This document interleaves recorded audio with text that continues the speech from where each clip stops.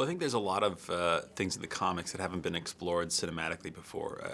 First and foremost, we have the story with Peter Parker's parents. When I was thinking about the character, I was really curious about what happened to him when he was a young kid. I mean, he was raised by his aunt and uncle, but we had never met his parents, and I wanted to know the mystery and the story behind that. So that's the beginning of this of the untold story is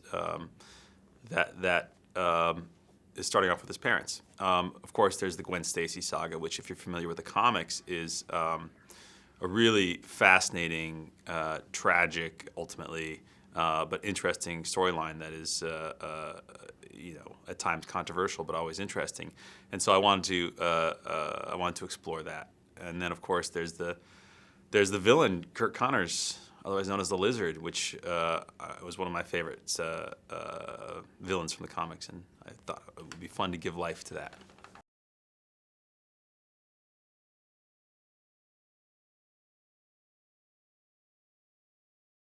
With 500 Days of Summer, it was a movie about the small moments in between two people, and maximizing the impact of these little private moments that happen between people. And I think that in Spider-Man, in the Amazing Spider-Man, there is a lot of that as well.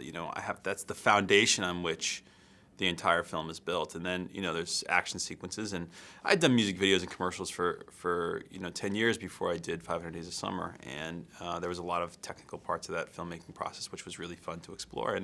And as a fan of action movies and as a fan of movies with a lot of scope, it was a great adventure, and it was just about putting the time in and orchestrating those sequences, and that was, in a real way, one of the most fun parts about the experience was developing and working on the action and the big scope. Ultimately, it's just about the time you have to spend on it. And when you're thinking about action sequences too, ultimately I believe that you got to look at them as scenes, and there's an emotional drive and impact, and characters are usually a little bit different at the beginning of them, and then they are at the end of them. And that was something just that was fun to explore.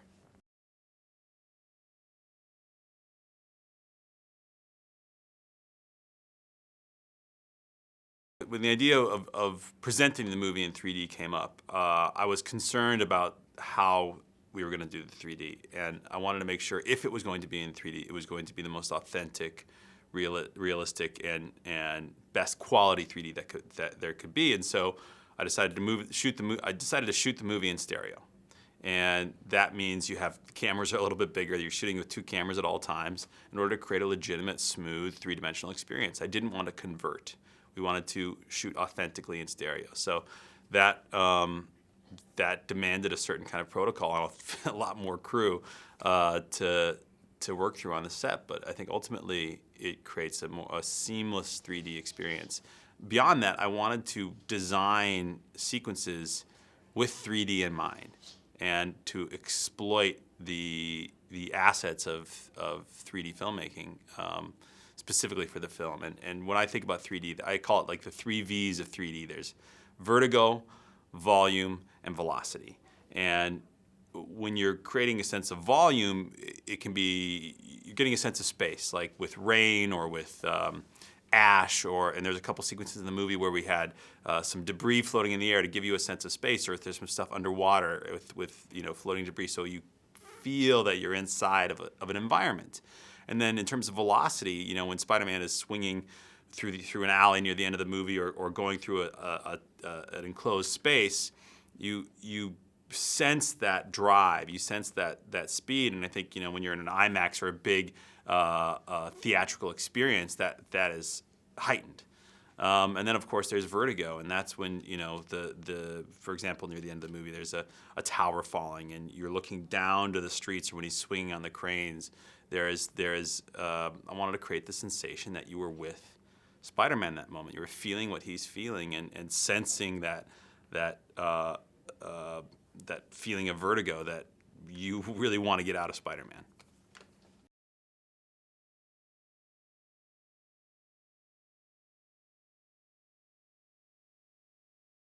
Kurt Connors is the literal embodiment of one of the themes in the movie, which is we all have a missing piece. Peter is missing his parents and his father and goes out in search of that, and Kirk Connors is missing an arm. And he is in search of that. And how we choose to fill that void is how we define ourselves. And that is something that, if Peter Parker does it and ultimately becomes a better person for it, Kurt's character weaknesses or flaws or desperation is exaggerated, and he becomes a villain. And it's an interesting dilemma for Peter Parker because he both cares about this guy and has to stop him. He's both a mentor and an adversary in a very real way. So Kurt gets this feeling of power. Kurt Connors gets this feeling of power and this sensation of this majestic notion about himself, and decides to act upon that. And I think it's interesting because he believes he's doing the right thing, which all great villains do, of course. And I think that was a fun thing to play.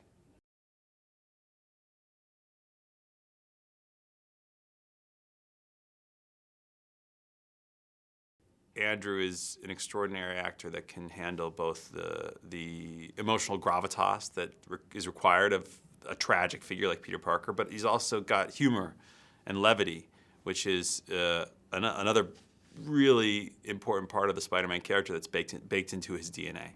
And that with he can respond to the physical demands that a role like Spider-Man requires in a really great way. And all that wrapped up into somebody who can convincingly play a teenager was a difficult thing to find. And when he walked through the door, it was a pretty easy choice.